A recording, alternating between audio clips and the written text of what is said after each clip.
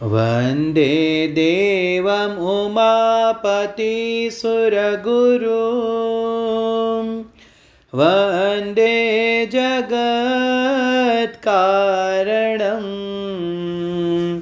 वन्दे पन्नगभूषणं मृगधरं वन्दे पशूनां पतिं वन्दे सूर्यशशाङ्कवनिनयनं वन्दे मुकुन्दप्रियं वन्दे भक्तजनाश्रयं च वरदं वन्दे शिवं शङ्करम् वन्दे शिवं शङ्करम्। ॐ श्री पुराण पुरुषोत्तमाय नमः। श्री गणेशाय नमः। श्री शिव महापुराण विद्येश्वर संहिता। शिवलिंगની સ્થાપના, એના લક્ષણો અને પૂજનની વિધિનું વર્ણન તથા શિવપદની પ્રાપ્તિ કરાવનારા સત્કર્મોનું વિવેચન। ઋષિઓએ પૂછ્યું, હે સૂતજી, શિવલિંગની સ્થાપના કેવી રીતે કરવી જોઈએ? એનું લક્ષણ શું છે? એની પૂજા કેવી રીતે કરવી જોઈએ? કયા દેશકાળમાં પૂજા કરવી જોઈએ? અને કયા દ્રવ્ય દ્વારા એનું નિર્માણ થવું જોઈએ? સૂતજીએ કહ્યું, હે મહર્ષિઓ, હું આપ સૌને માટે આ વિષયનું વર્ણન કરું છું, તે ધ્યાન દઈને સાંભળો અને સમજો। અનુકૂળ અને શુભ સમયમાં કોઈ પવિત્ર તીર્થમાં, નદી વગેરેના કિનારે પોતાની રુચિ પ્રમાણે એવી જગાએ શિવલિંગની સ્થાપના કરવી જોઈએ જ્યાં તેનું નિત્ય પૂજન થઈ શકે। પાર્થિવ દ્રવ્યથી, જળમય દ્રવ્યથી અથવા તૈજસ પદાર્થથી સ્વયંની રુચિ અનુસાર, કલ્પોમાં કયા અનુસાર લક્ષણોથી યુક્ત શિવલિંગનું નિર્માણ કરીને એની પૂજા કરવાથી ઉપાસકને એ પૂજનનો પૂરેપૂરો લાભ મળે છે, સંપૂર્ણ ફળ મળે છે। સંપૂર્ણ શુભ લક્ષણોથી યુક્ત શિવલિંગની જો પૂજા કરવામાં આવે તો તે તત્કાળ પૂજાનું ફળ આપનાર બને છે। જો ચલ પ્રતિષ્ઠા કરવી હોય તો એને માટે નાનું સરખું શિવલિંગ અથવા વગેરે શ્રેષ્ઠ મનાય છે। જો અચલ પ્રતિષ્ઠા કરવી હોય તો સ્થૂળ શિવલિંગ અથવા વિગ્રહ સારો મનાય છે। ઉત્તમ લક્ષણોથી યુક્ત શિવલિંગની પીઠ સહિત સ્થાપના કરવી જોઈએ। શિવલિંગની પીઠ મંડલાકાર, ચોરસ, ચૌકોર, ત્રિકોણ અથવા ખાટલાના પાયાની જેમ ઉપર નીચે જાડો અને વચમાં પાતળો એવો આકાર હોવો જોઈએ। આ પ્રકારે લિંગ પીઠ મહાન રૂપ આપનાર હોય છે। પહેલાં માટીથી, પથ્થર વગેરે અથવા લોખંડ વગેરેથી શિવલિંગનું નિર્માણ કરવું જોઈએ। જે દ્રવ્યથી શિવલિંગનું નિર્માણ થયું હોય તે જ દ્રવ્યથી પીઠ પણ બનાવવી જોઈએ। આ જ સ્થાવર અચલ પ્રતિષ્ઠાવાળા શિવલિંગની વિશેષ વાત છે। ચલ પ્રતિષ્ઠાવાળા શિવલિંગમાં પણ લિંગ અને પીઠનું ઉપાદાન એક જ હોવું જોઈએ, પરંતુ બાણલિંગ માટે આ નિયમ નથી। લિંગની લંબાઈ નિર્માણકર્તા અથવા સ્થાપના કરાવનાર યજમાનના 12 આંગળ જેટલી હોવી જોઈએ। આવા શિવલિંગ જ ઉત્તમ કહેવાય છે। આથી ઓછી લંબાઈ હોય તો ફળ ઓછું મળે છે, પણ જો વધારે હોય તો દોષની કોઈ વાત નથી। ચરલિંગમાં પણ આવો જ નિયમ છે। એની લંબાઈ ઓછામાં ઓછી કર્તાના 1 આંગળ બરાબર હોવી જોઈએ।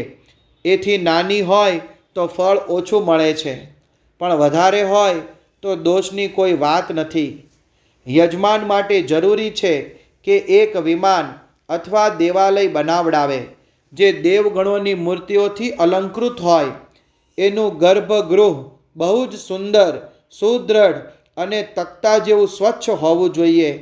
એને 9 પ્રકારના રત્નોથી વિભૂષિત કરેલ જોઈએ। એમાં પૂર્વ અને પશ્ચિમમાં એમ 2 દિશામાં 2 મુખ્ય દ્વાર હોવા જોઈએ. જ્યાં શિવલિંગની સ્થાપના કરવાની હોય એ સ્થાનની નીચેના ખાડામાં નીલમ, લાલ વૈદુર્ય, શ્યામ, મરકત, મોતી, મૂંગા, ગોમેદ અને હીરા આ 9 રત્નો તથા અન્ય મહત્વપૂર્ણ દ્રવ્યોને વૈદિક મંત્રો સાથે ભંડારવા જોઈએ. સદ્યોજાત વગેરે 5 વૈદિક મંત્રો દ્વારા શિવલિંગનું 5 સ્થાનમાં ક્રમશઃ પૂજન કરીને અગ્નિમાં હવિષ્યની અનેક આહુતિ આપવી અને પરિવાર સહિત મારી પૂજા કરીને ગુરુ સ્વરૂપ આચાર્યને ધન તથા ભાઈ બંધુઓને ઈચ્છિત વસ્તુઓ આપીને સંતુષ્ટ કરવા, યાચકોને જળ, સુવર્ણ, ગૃહ અને ભૂસંપત્તિ તથા ચેતન, ગાય વગેરે વૈભવ પ્રદાન કરવો. સ્થાવર જંગમ બધા જીવોને યત્નપૂર્વક સંતુષ્ટ કરીને એક ખાડામાં સુવર્ણ તથા 9 પ્રકારના રત્નો ભરીને સદ્યોજાત આદિક વૈદિક મંત્રોનું ઉચ્ચારણ કરીને પરમ કલ્યાણકારી મહાદેવજીનું ધ્યાન ધરવું. ત્યાર પછી નાદ ઘોષથી યુક્ત મહામંત્ર ઓમકાર ઓમનું ઉચ્ચારણ કરીને પેલા ખાડામાં શિવલિંગની સ્થાપના કરીને એને પીઠથી સંયુક્ત કરવું. આ રીતે પીઠયુક્ત શિવલિંગની સ્થાપના કરીને એને નિત્ય લેપ, લાંબો વખત સુધી ટકી રહે તેવો મસાલો ભેગો કરીને તેને સ્થિર કરી દેવું. આ રીતે ત્યાં પરમ સુંદર વેર મૂર્તિની સ્થાપના કરવી જોઈએ.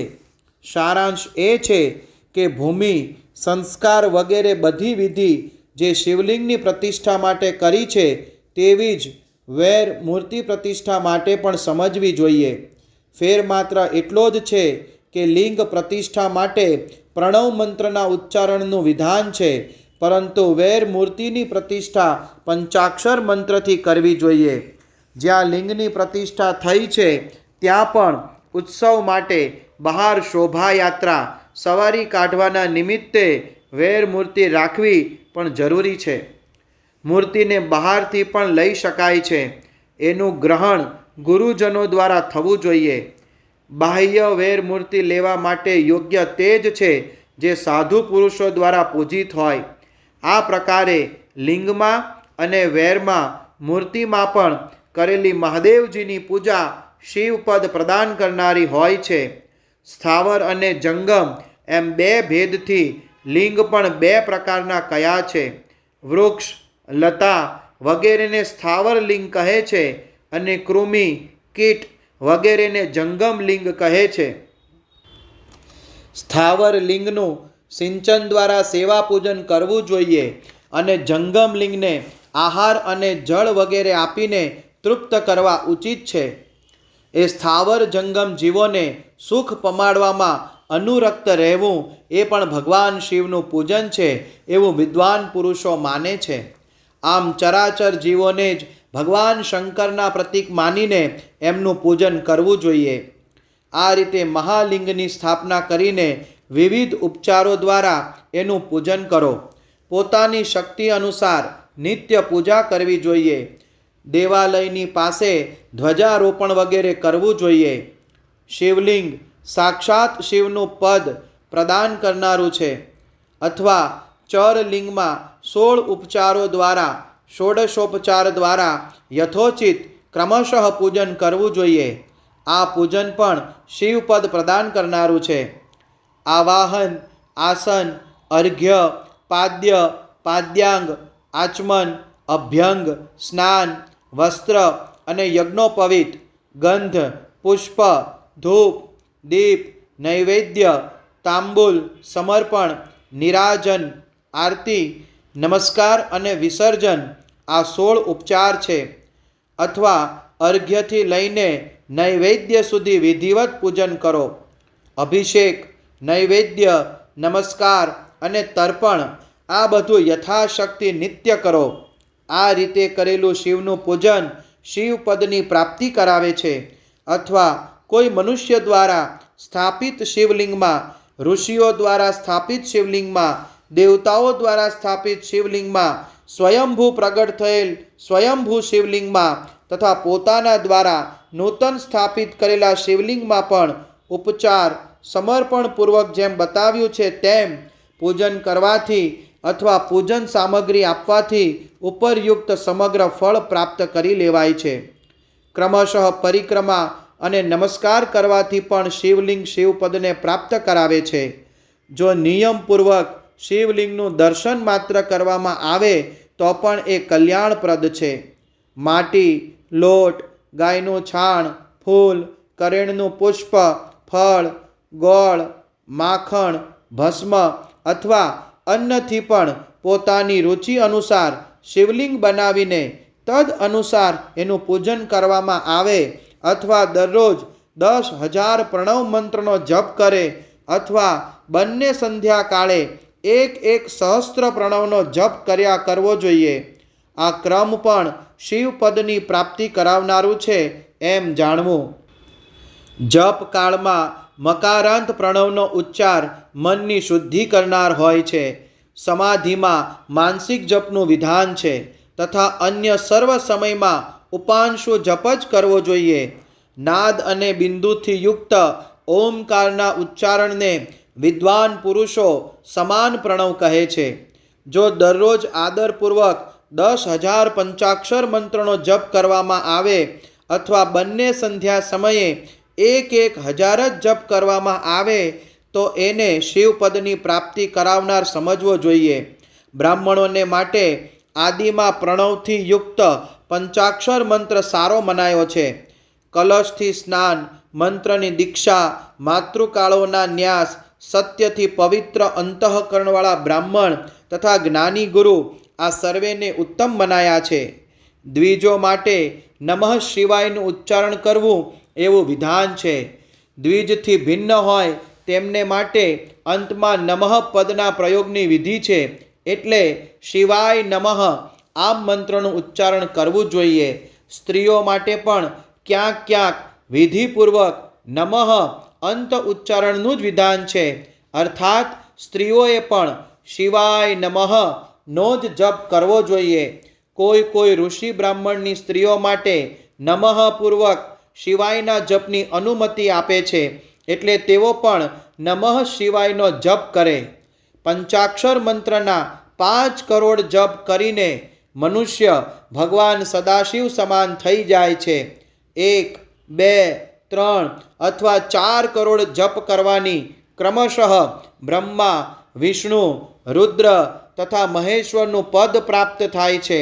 અથવા મંત્રમાં જેટલા વર્ણ હોય એના અલગ અલગ 1 લાખ જપ કરે અથવા બધા વર્ણોને એક સાથે જેટલા વર્ણ હોય એટલા લાખ જપ કરે.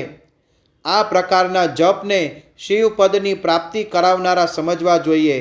જો 1,000 દિવસમાં દરરોજ 1,000 જપના ક્રમથી પંચાક્ષર મંત્રના 10 લાખ જપ પૂરા થઈ જાય અને પ્રતિદિન બ્રાહ્મણ ભોજન કરાવાય તો એ મંત્રથી ઈચ્છિત કાર્યની સિદ્ધિ થવા માંડે છે. બ્રાહ્મણો માટે જરૂરી છે કે તે દરરોજ સવારે 1,008 વાર ગાયત્રીનો જપ કરે. આવું કરવાથી ગાયત્રી ક્રમશઃ શિવપદને પ્રાપ્ત કરાવનારી બને છે. વેદ મંત્રો અને વૈદિક સૂક્તોનો પણ નિયમપૂર્વક જપ કરવો જોઈએ. વેદોનું પારાયણ પણ શિવપદને અપાવનારું છે એવું જાણવું જોઈએ. અન્યોન્ય જે બીજા મંત્રો છે એમાં પણ જેટલા વર્ણ છે એટલા લાખ જપ કરો. આ રીતે જે યથાશક્તિ જપ કરે છે તે શિવપદ મોક્ષને પ્રાપ્ત કરી લે છે. પોતાની રુચિ અનુસાર કોઈ એક મંત્રને અપનાવીને મૃત્યુ પર્યંત પ્રતિદિન એનો જપ કરવો જોઈએ. અથવા ઓમ આ મંત્રનો દરરોજ 1,000 વાર જપ કરવો જોઈએ. આવું કરવાથી ભગવાન શિવની આજ્ઞાથી સંપૂર્ણ મનોરથોની સિદ્ધિ થાય છે. જે માણસ ભગવાન શિવ માટે ફૂલવાડી અથવા બગીચો બનાવે તથા શિવ સેવાના કાર્ય માટે મંદિરમાં કચરો વાળવાની વ્યવસ્થા કરે છે તે આ પુણ્ય કર્મને કરીને શિવપદને પ્રાપ્ત કરી લે છે. ભગવાન શિવનું જે કાશી આદિ ક્ષેત્ર છે તેમાં ભક્તિપૂર્વક નિત્ય નિવાસ કરવો. આ નિવાસ જડ ચેતન સર્વને ભોગ મોક્ષ પ્રદાયક છે. તેથી વિદ્વાન પુરુષે ભગવાન શિવના ક્ષેત્રમાં આ મરણ નિવાસ કરવો જોઈએ. પુણ્ય ક્ષેત્રમાં સ્થિત વાવ, કૂવો અને તળાવ વગેરેને શિવ ગંગા સમજવા જોઈએ. ભગવાન શિવનું એવું જ વચન છે, ત્યાં સ્નાન, દાન અને જપ કરીને મનુષ્ય ભગવાન શિવને ઉપલબ્ધ થઈ જાય છે. તેથી મૃત્યુ પર્યંત શિવ ક્ષેત્રનો જ આશ્રય લઈને રહેવું જોઈએ. જો કોઈ શિવ ક્ષેત્રમાં પોતાના કોઈ મૃત સંબંધીનો અગ્નિ સંસ્કાર, દશા, શ્રાદ્ધ, માસિક શ્રાદ્ધ, સપિંડીકરણ અથવા વાર્ષિક શ્રાદ્ધ કરે છે અથવા કોઈ વાર ક્યારેય શિવના ક્ષેત્રમાં પોતાના પિતરોને પિંડદાન કરે છે, તે તત્કાલ સર્વ પાપોથી મુક્ત થઈ જાય છે અને અંતમાં શિવપદને પ્રાપ્ત કરે છે. અથવા શિવના ક્ષેત્રમાં 7, 5, 3 અથવા 1 રાત નિવાસ કરી લેવો જોઈએ. આવું કરવાથી પણ શિવપદની પ્રાપ્તિ થાય છે. લોકમાં પોતપોતાના વર્ણને અનુરૂપ સદાચારનું પાલન કરવાથી પણ મનુષ્ય શિવપદને પ્રાપ્ત કરી લે છે. વર્ણાનુકૂળ આચરણથી તથા ભક્તિભાવથી તે પોતાના સત્કર્મનું અતિશય ફળ મેળવે છે. કામનાપૂર્વક કરેલા કર્મનું ઈચ્છિત ફળ શીઘ્ર જ મળી જાય છે. નિષ્કામ ભાવથી કરેલું સારું કર્મ સાક્ષાત શિવપદની પ્રાપ્તિ કરાવનારું બને છે. દિવસના 3 વિભાગ હોય છે, પ્રાતઃ, મધ્યાહ્ન અને સાયંકાલ. આ ત્રણેય કાળમાં ક્રમશઃ એક પ્રકારના કર્મનું સંપાદન થઈ શકે છે. સવારે શાસ્ત્રવિહિત નિત્ય કર્મનું અનુષ્ઠાન કરવાનો સમય જાણવો. મધ્યાહન કાળને સકામ કર્મને માટે ઉપયોગી છે તેમ જાણવું અને સાયંકાળ શાંતિ કર્મ માટે ઉપયુક્ત, ઉચિત છે એવું જાણવું જોઈએ. આ રીતે રાતના પણ સમયનું વિભાજન કરવામાં આવ્યું છે. રાતના 4 પ્રહરમાં જે વચલા 2 પ્રહર છે તેમને નિશિથ કાલ કયા છે. વિશેષતઃ એ સમયમાં કરેલી ભગવાન શિવની પૂજા અભિષ્ટ, ઈચ્છિત ફળને આપનારી છે. આવું જાણીને કર્મ કરવાવાળો મનુષ્ય યથોક્ત ફળનો ભાગી બને છે. વિશેષતઃ કળિયુગમાં તો કર્મથી જ ફળની સિદ્ધિ થાય છે.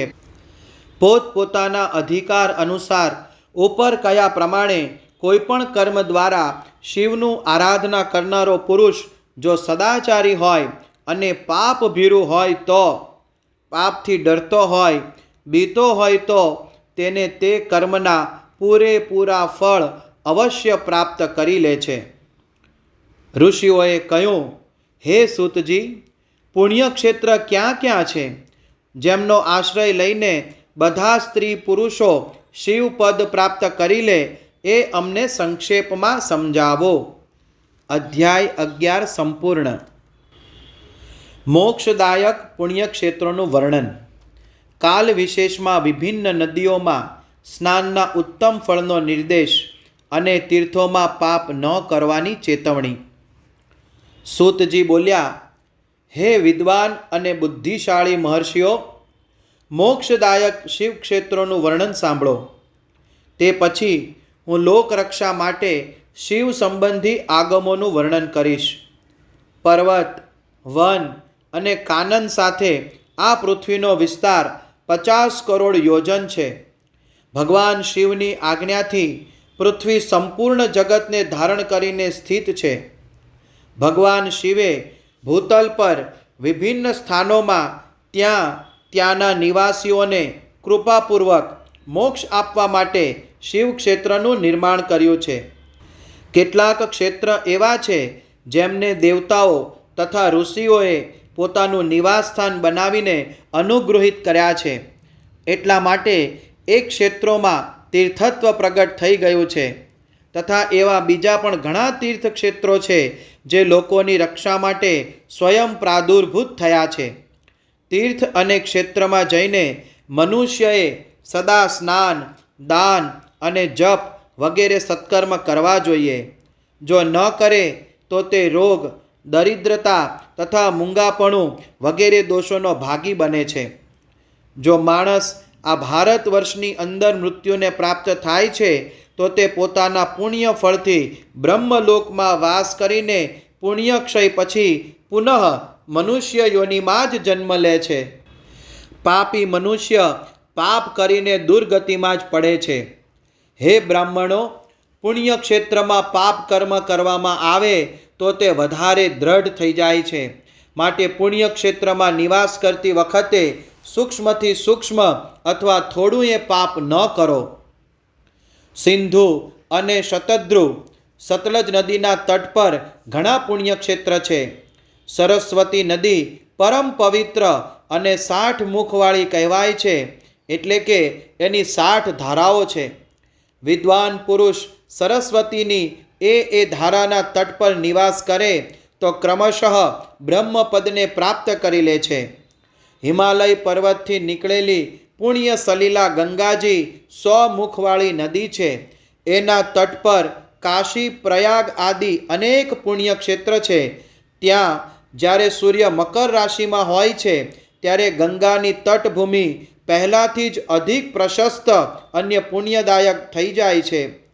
સોણભદ્ર નદીની 10 ધારા છે, જે જ્યારે ગુરુ મકર રાશિમાં આવે છે ત્યારે અત્યંત પવિત્ર તથા ઈચ્છિત ફળ દેનારી થઈ જાય છે.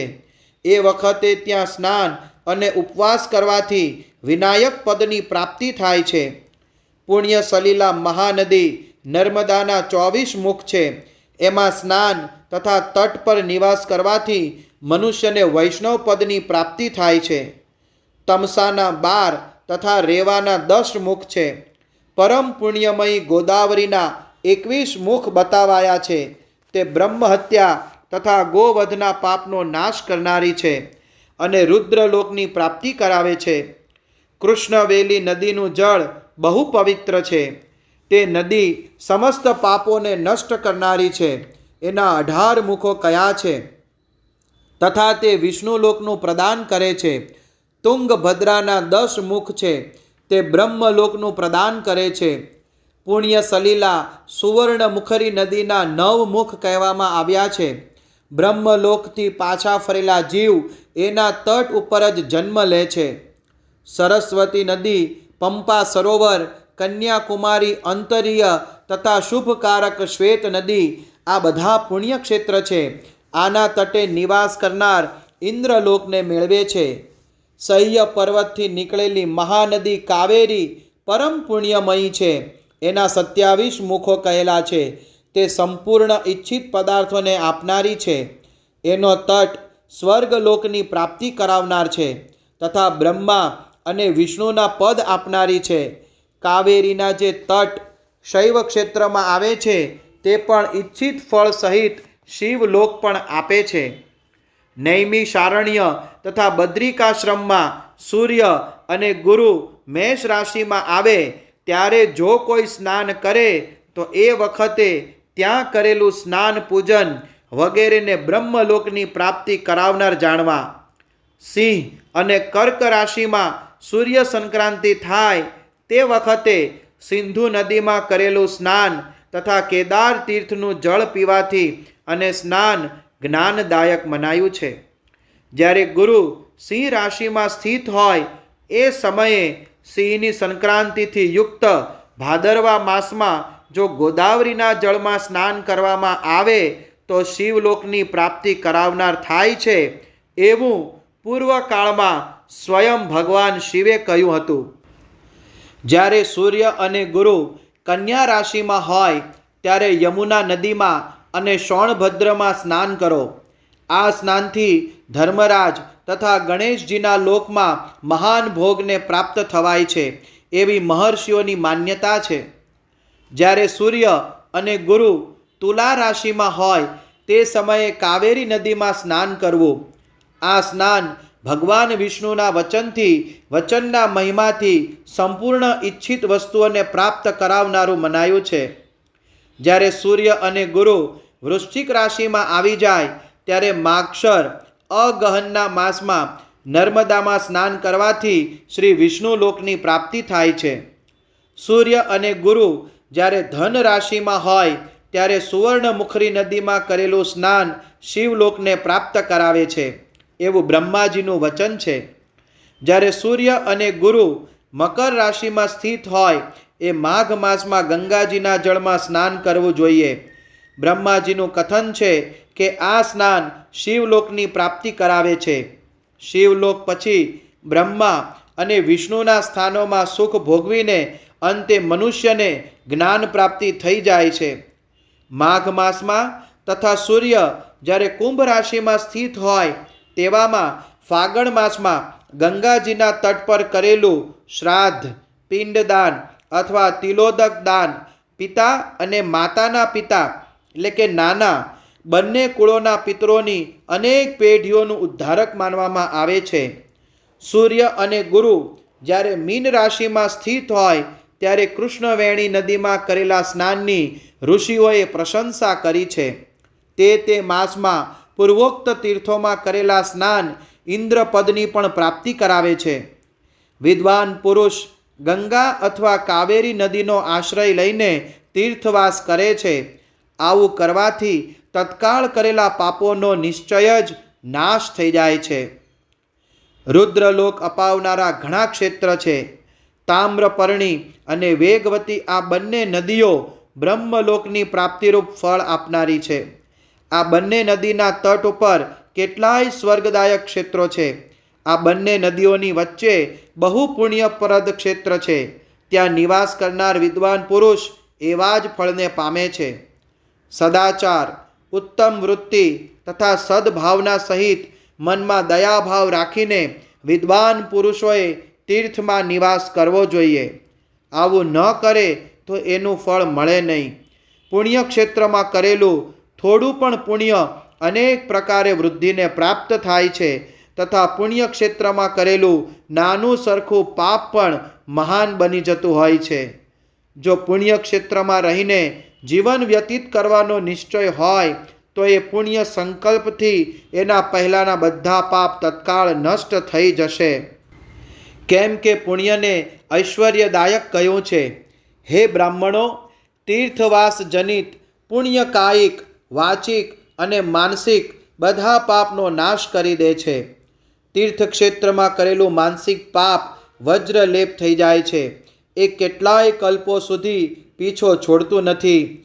એવું પાપ કેવળ ધ્યાનથી નષ્ટ થાય છે, એ સિવાય નહીં. વાચિક પાપ જપથી અને કાયિક પાપ શરીરને કૃશ કરવા જેવા કઠોર તપથી નષ્ટ થાય છે. માટે સુખની ઈચ્છા રાખનારે દેવતાઓની પૂજા અને બ્રાહ્મણોને દાન દેતા રહેવું જોઈએ અને પાપથી બચી જઈને જ તીર્થમાં નિવાસ કરવો જોઈએ. અધ્યાય 12 સંપૂર્ણ. સદાચાર, શૌચાચાર, સ્નાન, ભસ્મધારણ, સંધ્યાવંદન, પ્રણવ જપ, ગાયત્રી જપ, દાન, ન્યાયપૂર્વક ધનોપાર્જન અને અગ્નિહોત્ર વગેરેની વિધિ તથા મહિમાનું વર્ણન.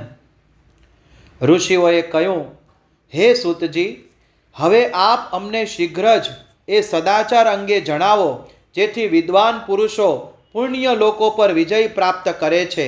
સ્વર્ગ પ્રદાન કરનાર ધર્મમય આચાર અને નરકનું દુઃખ આપનાર અધર્મમય આચારોનું પણ વર્ણન કરો. સૂતજી બોલ્યા, સદાચારનું પાલન કરનાર વિદ્વાન બ્રાહ્મણ જ વાસ્તવમાં બ્રાહ્મણ કહેવડાવવાનો અધિકારી છે. જે કેવળ વેદોક્ત આચારનું પાલન કરનાર અને વેદનો અભ્યાસી છે તે બ્રાહ્મણને વિપ્ર કહેવાય છે. સદાચાર, વેદાચાર અને વિદ્યા આમાંથી એક ગુણથી યુક્ત થનારને દ્વિજ કહેવાય છે. જેમાં સ્વલ્પ માત્રામાં જ આચારનું પાલન જોવા મળતું હોય, જેણે વેદાધ્યયન પણ બહુ ઓછું કર્યું હોય અને જે રાજાનો સેવક, પુરોહિત, મંત્રી વગેરે છે એને ક્ષત્રિય બ્રાહ્મણ કહે છે. જો બ્રાહ્મણ ખેતી અને વેપારનું કર્મ કરતો હોય અને થોડો ઘણો બ્રાહ્મણોચિત આચાર પણ કરતો હોય તો તે વૈશ્ય બ્રાહ્મણ છે. જે જાતે હળ ચલાવીને ખેતી કરતો હોય એને શુદ્ર બ્રાહ્મણ કહેવાયો છે. જે બીજાના દોષો જુએ છે અને પરદ્રોહ કરે છે એને ચાંડાળ દ્વિજ કહે છે. આ રીતે ક્ષત્રિયોમાં પણ જે પૃથ્વીનું પાલન કરે છે તે રાજા છે. બીજા લોકો રાજત્વહીન ક્ષત્રિય માનવામાં આવ્યા છે.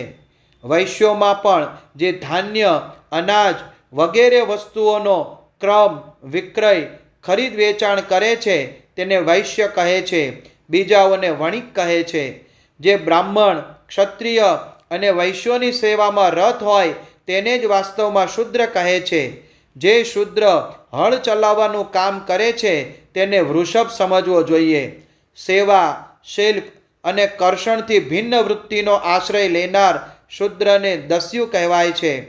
આ સર્વ વર્ણના મનુષ્યોએ બ્રાહ્મ મુહૂર્તમાં ઉઠીને પૂર્વાભિમુખ થઈને સૌ પહેલાં દેવતાઓને, પછી ધર્મ, અર્થ અને એની પ્રાપ્તિ માટે કરવામાં આવેલા ક્લેશો તથા આવક અને જાવકનો વિચાર કરવો જોઈએ. રાતના પાછલા પહોરને ઉષઃકાલ જાણવો જોઈએ. એ છેલ્લા પ્રહરનો જે અડધો મધ્ય ભાગ છે એને સંધિ કહે છે. એ સંધિકાળમાં ઉઠીને દ્વિજે મળમૂત્રનો ત્યાગ કરવો જોઈએ. ઘરથી દૂર જઈ જ પોતાના શરીરને ઢાંકીને દિવસે ઉત્તરાભિમુખ બેસીને મળમૂત્રનો ત્યાગ કરે. જો ઉત્તરાભિમુખ બેસવામાં કોઈ અડચણ હોય તો બીજી દિશા તરફ મુખ કરીને પણ બેસી શકાય. જળ, અગ્નિ, બ્રાહ્મણ વગેરે તથા દેવતાઓની સામે ન થાય એ રીતે બચીને બેસવું. મળ ત્યાગ કરીને ઉઠ્યા પછી ફરી એ મળને ન જોવો. ત્યાર પછી જળાશયથી બહાર કાઢેલા જળથી જ ગુદાની શુદ્ધિ કરે અથવા દેવતાઓ, પિતરો અથવા ઋષિઓના તીર્થમાં ઉતર્યા વિના જ પ્રાપ્ત થયેલા જળથી શુદ્ધિ કરવી. ગુદામાં 7, 5 અથવા 3 વાર માટી લગાડીને સ્વચ્છતા કરવી. લિંગમાં કંકોડાના ફળ જેટલી માટી લગાડી શુદ્ધિ કરી લેવી. પરંતુ ગુદામાં લગાડવા માટે 1 પસર અડધી પોષ માટીની આવશ્યકતા હોય છે. લિંગ અને ગુદાની શુદ્ધિ કર્યા પછી ઉઠીને અન્યત્ર જવું જોઈએ. હાથ પગ ધોવા જોઈએ તથા 8 વાર કોગળા કરવા જોઈએ. જે કોઈ વૃક્ષના પાનથી અથવા એની પાતળી દાંડીથી જળની બહાર જઈને દાંતણ કરવું જોઈએ. એ વખતે તર્જની અંગૂઠા પાસેની પહેલી આંગળીનો ઉપયોગ ન કરવો જોઈએ.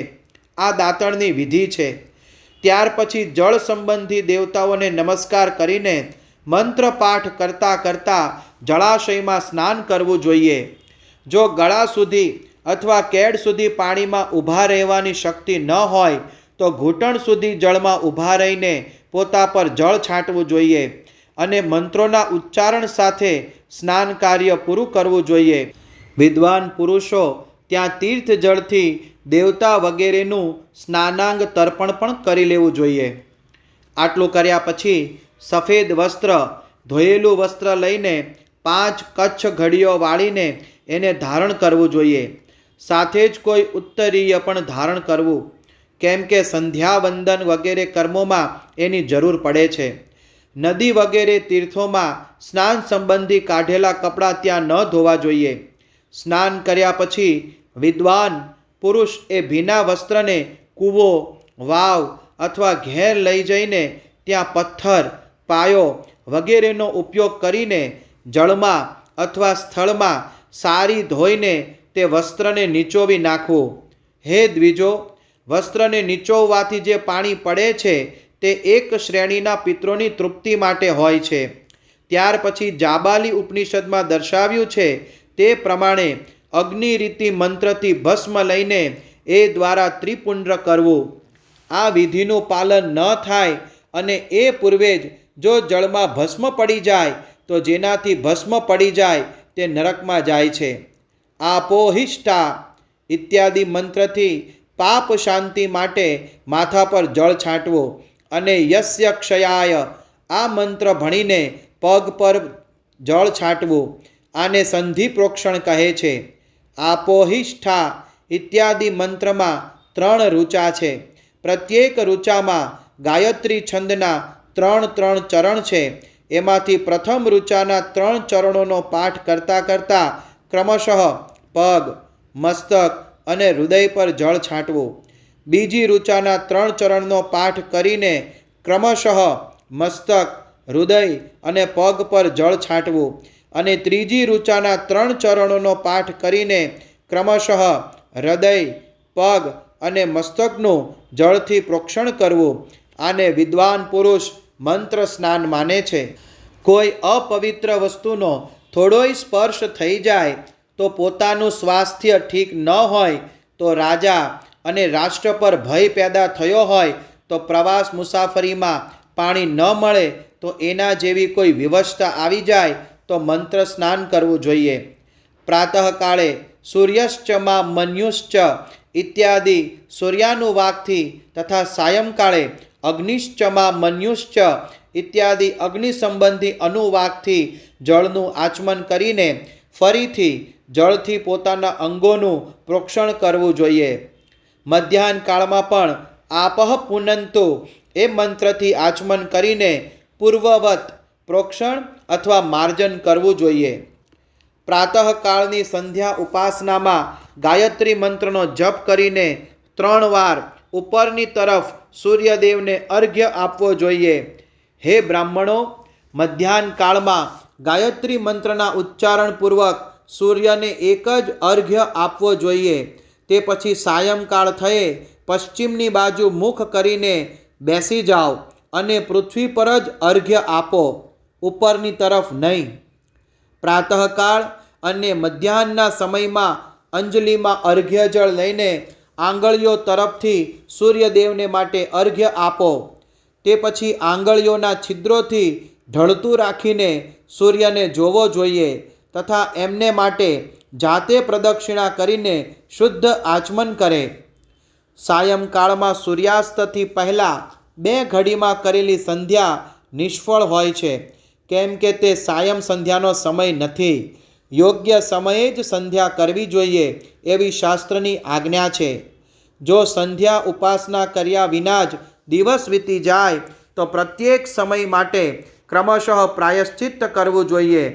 જો એક દિવસ વીતી ગયો હોય તો પ્રત્યેક વીતી ગયેલા સંધ્યાકાળ માટે નિત્ય નિયમ કરતાં 100 ગાયત્રી મંત્રનો જપ વધારે કરવો. જો નિત્ય કર્મ લુપ્ત થયાને 10 દિવસ થઈ જાય તો એના પ્રાયશ્ચિત રૂપે 1,00,000 ગાયત્રીનો જપ કરવો જોઈએ. જો 1 માસ નિત્ય કર્મ છૂટી જાય તો પુનઃ પોતાનો ઉપનયન સંસ્કાર કરાવી લેવો જોઈએ. અર્થ સિદ્ધિને માટે ઈશ, ગૌરી, કાર્તિકેય, વિષ્ણુ, બ્રહ્મા, ચંદ્રમા અને યમનું તથા આવા જ અન્ય દેવોનું પણ શુદ્ધ જળથી તર્પણ કરો. પછી તર્પણ કર્મને બ્રહ્માંડ પર કરીને શુદ્ધ આચમન કરો. તીર્થના દક્ષિણ પ્રશસ્ત મઠમાં, મંત્રાલયમાં, દેવાલયમાં, ઘરમાં અથવા અન્ય કોઈ નિયત સ્થાનમાં આસન પર સ્થિરતાપૂર્વક બેસીને વિદ્વાન પુરુષ પોતાની બુદ્ધિ સ્થિર કરીને સંપૂર્ણ દેવતાઓને નમસ્કાર કરીને પહેલાં પ્રણવનો જપ કરીને પછી ગાયત્રી મંત્રની આવૃત્તિ કરે. પ્રણવના અ, ઓ અને મ આ 3 વર્ણો અક્ષરોથી જીવ અને બ્રહ્મની એકતાનું પ્રતિપાદન થાય છે. આ વાત જાણીને પ્રણવનો જપ કરવો જોઈએ. જપ કરતી વખતે આવી ભાવના કરવી જોઈએ કે અમે 3 લોકોની સૃષ્ટિ કરનારા બ્રહ્માજી, પાલન કરનારા વિષ્ણુ અને સંહાર કરનાર રુદ્રની જે સ્વયં પ્રકાશ ચિન્મય છે ઉપાસના કરીએ છીએ. આ બ્રહ્મ સ્વરૂપ ઓમકાર અમારી કર્મેન્દ્રિયો તથા જ્ઞાનેન્દ્રિયોની વૃત્તિઓને, મનની વૃત્તિઓને તથા બુદ્ધિ વૃત્તિઓને સદા ભોગ અને મોક્ષ પ્રદાન કરનાર ધર્મ અને જ્ઞાન તરફ પ્રેરિત કરો. પ્રણવના આ અર્થનું બુદ્ધિ દ્વારા ચિંતન કરતાં કરતાં જે આનો જપ કરે છે તે નિશ્ચય જ બ્રહ્મને પ્રાપ્ત કરી લે છે.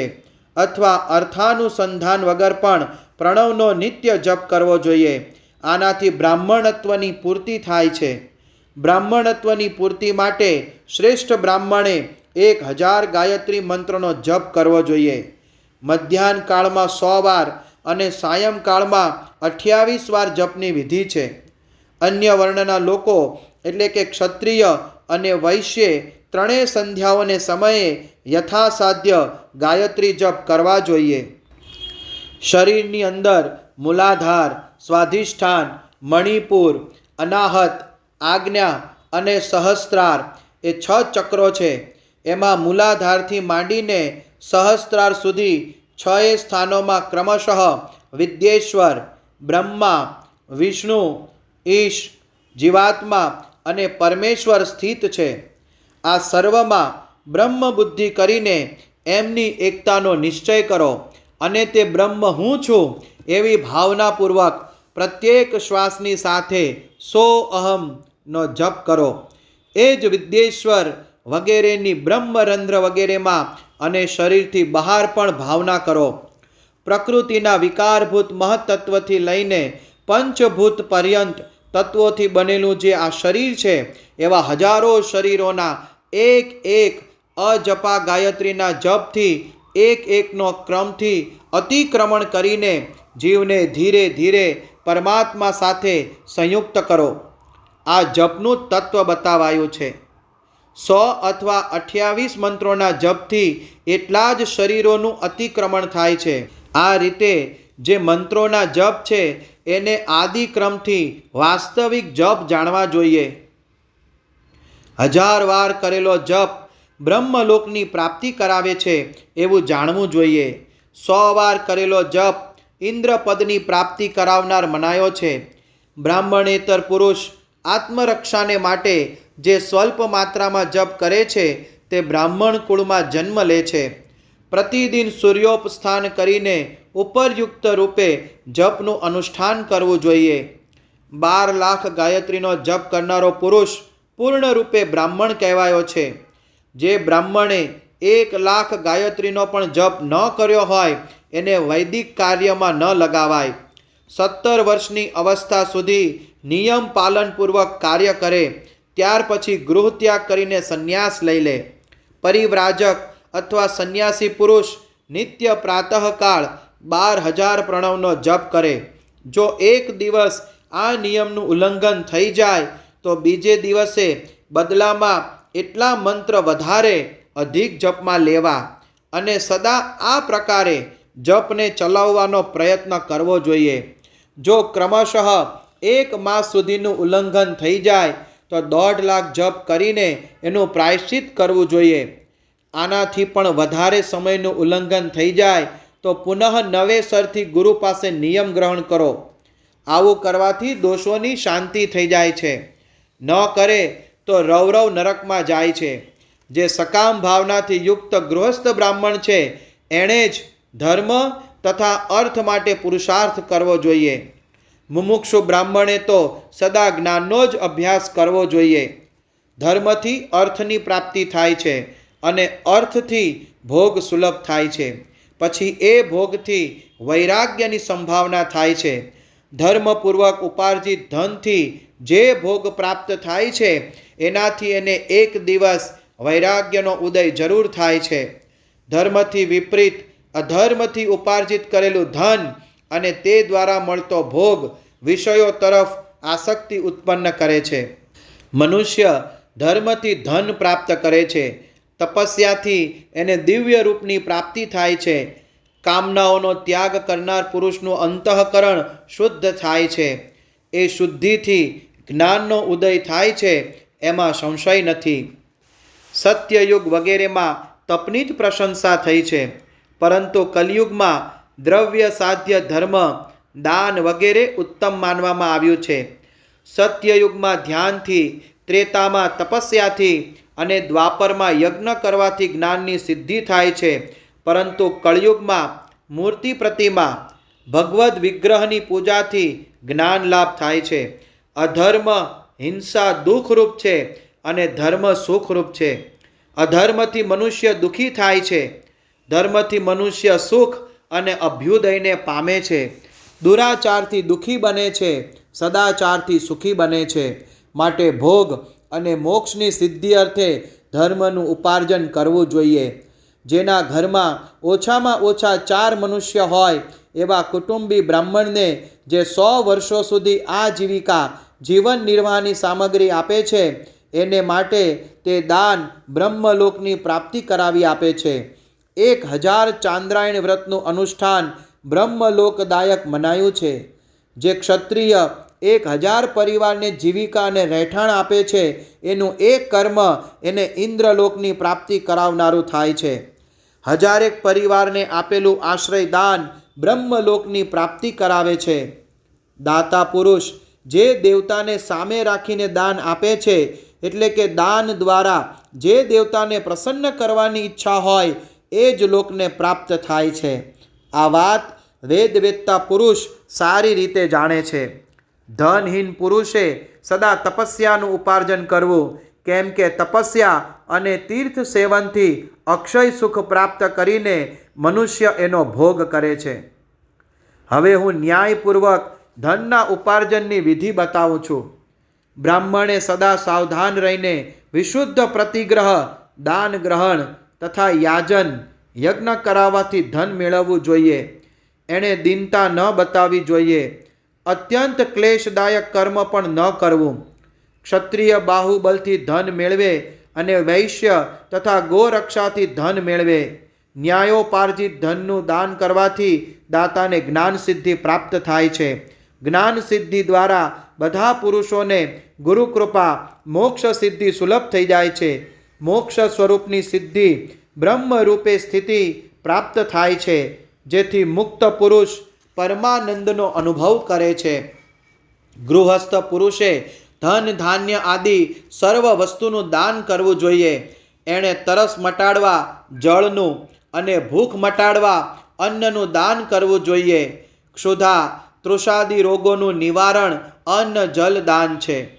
ખેતર, ધાન્ય, કાચું અન્ન તથા ભક્ષ્ય, ભોજ્ય, લેહ્ય અને ચોષ્ય આ 4 પ્રકારના સિદ્ધ અન્નનું દાન આપવું જોઈએ. જેનું અન્ન ખાઈને મનુષ્ય જ્યાં સુધી કથા શ્રવણ વગેરે સદ્ધર્મનું પાલન કરે છે, એટલા સમય માટે એણે કરેલા પુણ્ય ફળનો અડધો ભાગ દાતાને મળે છે. એમાં સંશય નથી. દાન લેનાર પુરુષે દાનમાં મળેલી વસ્તુનું દાન તથા તપસ્યા કરીને પોતાનો પ્રતિ ગૃહજનિત પાપની પણ શુદ્ધિ કરી લે. જો તેમ ન કરે તો રૌરવ નરકમાં પડવું પડે છે. પોતાના ધનના 3 ભાગ છે. એક ભાગ ધર્મને માટે, બીજો ભાગ વૃદ્ધિ માટે અને ત્રીજો ભાગ સ્વયંના ઉપભોગ માટે, એવા 3 ભાગ છે. નિત્ય, નૈમિત્તિક અને કામ્ય આ 3 પ્રકારના કર્મ ધર્મથી રાખેલા ધનથી કરવા જોઈએ. સાધકે વૃદ્ધિ માટે રાખેલા ધનમાંથી એવો વેપાર કરવો જોઈએ જેથી તે ધનની વૃદ્ધિ થાય અને ઉપભોગ માટે સંગ્રહી રાખેલા ધનથી હિતકારક, પરિમિત અને પવિત્ર ભોગ ભોગવે. ખેતીથી પેદા થયેલા ધનનો દશાંશ દાન કરી દેવો જોઈએ. આનાથી પાપની શુદ્ધિ થાય છે. બાકી રહેલા ધનથી ધર્મ, વૃદ્ધિ અને ઉપભોગ કરે, નહીતર એ પણ રૌરવ નરકમાં પડે છે. અથવા એની બુદ્ધિ પાપપૂર્ણ થઈ જાય છે, અથવા ખેતી બગડી જાય છે. વૃદ્ધિ માટે કરેલા વેપારમાંથી મળેલા ધનનો 6થો ભાગ દાન કરી દેવો ઉચિત છે. બુદ્ધિમાન પુરુષ અવશ્ય એનું દાન કરી દે. વિદ્વાન પુરુષે બીજાના દોષોના વખાણ ન કરવા જોઈએ. હે બ્રાહ્મણો, દોષવશ બીજાના સાંભળેલા કે જોયેલા છિદ્રોને પ્રગટ ન કરે. વિદ્વાન પુરુષે એવી વાત ક્યારેય ન કરવી જે સમસ્ત પ્રાણીઓના હૃદયમાં રોષ પેદા કરી દે. ઐશ્વર્યની સિદ્ધિ માટે બંને સંધ્યા સમયે અગ્નિહોત્ર અવશ્ય કરે. જો 2 સમય અગ્નિહોત્ર કરવામાં અસમર્થ હોય તો એક જ વખત સૂર્ય અને અગ્નિને વિધિપૂર્વક આહુતિ આપીને સંતુષ્ટ કરે. ચોખા, ધાન્ય, ઘી, ફળ, કંદ અને હવિષ્ય આ દ્વારા વિધિપૂર્વક સ્થાલીપાક બનાવે અને યોગ્ય રીતે સૂર્ય અને અગ્નિને અર્પિત કરે. એ હવિષ્યનો અભાવ હોય તો પ્રધાન હોમ માત્ર કરે. સદા સુરક્ષિત રહેનાર અગ્નિને વિદ્વાન પુરુષ અજસ્ર સંજ્ઞા આપે છે, અથવા સંધ્યાકાળમાં જપ માત્ર અથવા સૂર્યને વંદન માત્ર કરી લેવા જોઈએ. આત્મજ્ઞાનની ઈચ્છાવાળાએ તથા ધનાર્થી પુરુષે પણ આ પ્રકારે વિધિવત ઉપાસના કરવી જોઈએ. જે સદા બ્રહ્મ યજ્ઞમાં તત્પર હોય છે, દેવતાઓની પૂજામાં લાગ્યા રહે છે, નિત્ય અગ્નિ પૂજા અને ગુરુ પૂજામાં અનુરક્ત રહે છે અને બ્રાહ્મણોને સંતોષ આપતા રહે છે, એ બધા લોકો સ્વર્ગલોકના ભાગી થાય છે. અધ્યાય 13 સંપૂર્ણ.